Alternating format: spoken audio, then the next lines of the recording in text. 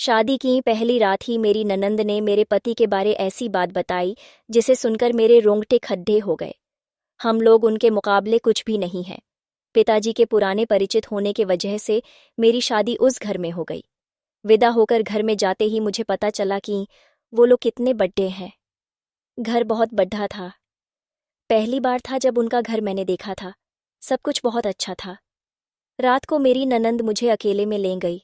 मेरे समझ नहीं आया। मुझे लगा कुछ बात करना होगी। उनका चेहरा उतरा हुआ था, जैसे कि कोई बात वो मुझसे करना चाहती हो। मैंने उन्हें पूछा, क्या हुआ, आप डरी हुई सी क्यों हो? मेरी नंद बोली, भाभी मैं आपको कुछ बताना चाहती हूँ, लेकिन तुम यह सुनकर आप हिम्मत रखना। इस बात को हमारे बीच में ही रखना। यह बड्ढा घर है, यहाँ बात फैलते ज्यादा समय नहीं लगता, और वो बात सबके सामने आ गई तो हमारे घर की इज्जत मिट्टी में मिल जाएगी। अब आप इस घर की बहू हो और आपको इस घर का मान रखना होगा। उनकी बातें सुनकर मैं सच में थोड़ा डर गई। मुझे समझ नहीं आ रहा था कि वो क्या बोलना चाह रही है। मैंने कहा, आप बताएं मुझे क्या बात है। मेरी नंद बोली कि भाभी, मेरा भाई आपको कोई सुख नहीं दे सकता। उसमें कुछ शारीरिक कमियां हैं जो कि मुझे पता है। आपसे यह बात छुपाकर शादी की गई है। मेरा भाई रात में अक्सर बाथरूम में ही रहता है। पता नहीं वहां क्या करता। जब भी उसे पूछो तो यही कहता है कि उसका पेट खराब है।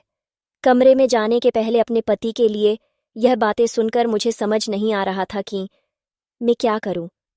मेरी ननंद ने कहा कि आप उनसे कोई बात मत करना।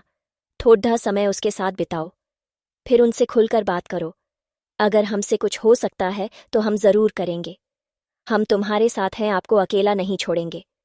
सुहाग रात वाली रात यह सब सुनकर मैं अपने कमरे में जा रही थी। मुझे अब डर लगने लगा था। यही सब सोच रही थी कि मेरे पति कमरे में आए।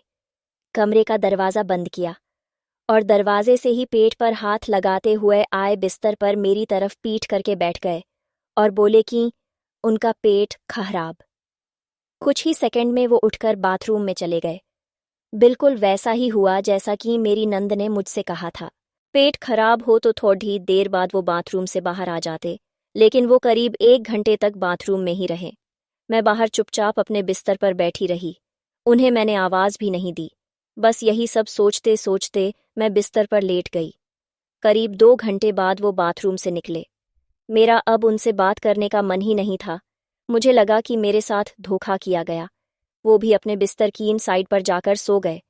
सुबह तक मैं अपने आप को खुशकिस्मत मान रही थी और रात होते होते अपनी किस्मत को कोसने लगी।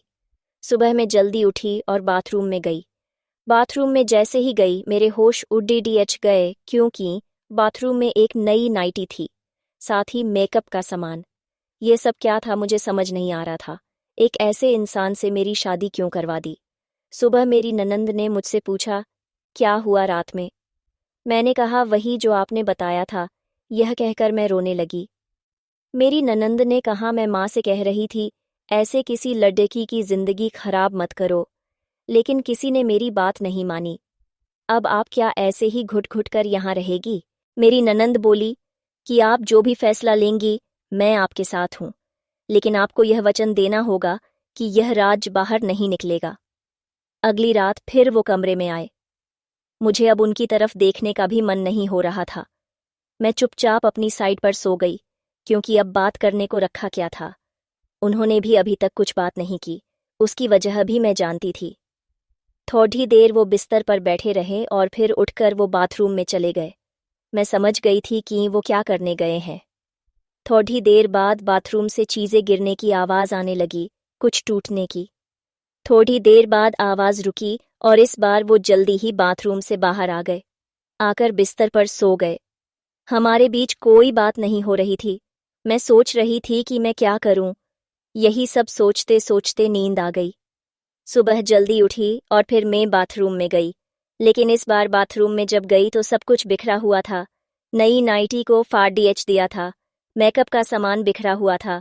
बाथरूम में कचरे में एक कागज भी था जिस पर लिखा था, टू माई ब्यूटीफुल वाइफ। मेरे मन में अब शक आया कि यह सामान और कपड़े कहीं मेरे लिए तो इन्होंने नहीं रखे। लेकिन फिर मैंने सोचा कि मेरी ननंद मुझसे झूठ क्यों बोलेगी।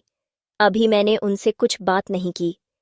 सुबह मेरी ननंद फिर मुझसे सहानुभूति जता रही थी। मुझे उनकी बातों से लगा कि वो चाहती है कि मैं इस घर को छोड़ कर इस घर से चली जाऊं। मुझे अब मेरी ननद पर शक हुआ। मैंने घर की पुरानी नौकरानी से बात की। मैंने बातों बातों उससे पूछा कि मेरे पति कैसे इंसान है। वो बोली कि वो तो बहुत सीधे हैं।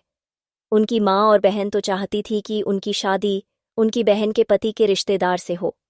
बहन और माँ ने तो बहुत कोशिश की, लेकिन उनके पिताजी नहीं माने और उनके दोस्त की बेटी यानी आपसे शादी करवा दी। वो दोनों तो आपकी शादी के खिलाफ थे। कई दिनों तक घर में विवाद भी होता था। अब पता चल गया था कि मेरी ननंद मुझे क्यों भगाना चाहती थी। इसलिए उन्होंने मुझसे झूठ कहा था। उन्होंने शायद मेरे पति यानी कि अपने भाई से भी मेरे बारे में कुछ कहा होगा। रात को मैं अपने पति से बात करने का इंतजार कर रही थी।